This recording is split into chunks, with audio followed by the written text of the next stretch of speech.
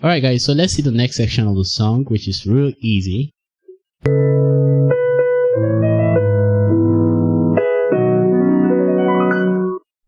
Yeah, so that part is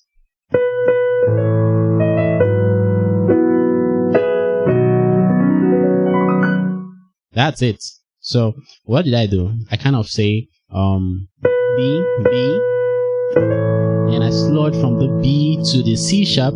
As I'm playing that C sharp or landing on that C sharp, I'm playing the 4 chord on my left hand, which is the A, E, and A.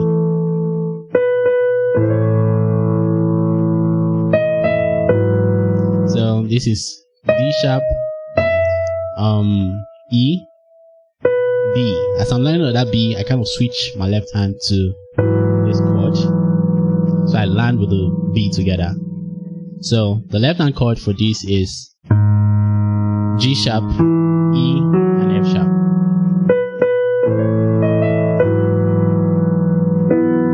So I kind of switch on my right hand as well. On that same chord on my left hand, I switch my right hand to this, just to make it a little bit rich and full. So what I did was B, E, F sharp, and B.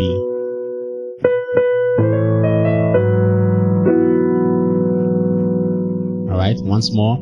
B, E, F sharp, and B. That's the switch on my right hand. So the next thing, so I'm kind of playing I'm playing the E major chord first inversion, and that is G sharp, B, and E. And I'm going down to the 5 chord, and this is the second inversion of the B major chord. So that is F sharp, E, and D sharp. My left hand is playing the B major chord together. So that is B, D sharp,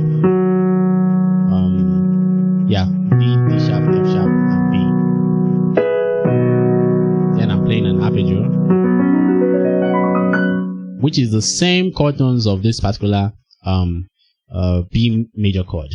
So I'm starting from here. So I'll be doing a repetition all through, and that is F sharp, B,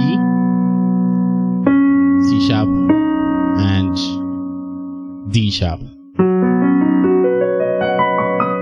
But I'm ending with that F sharp there. Okay. Remember, let your stops be clean as well. You might want to practice without the pedals. So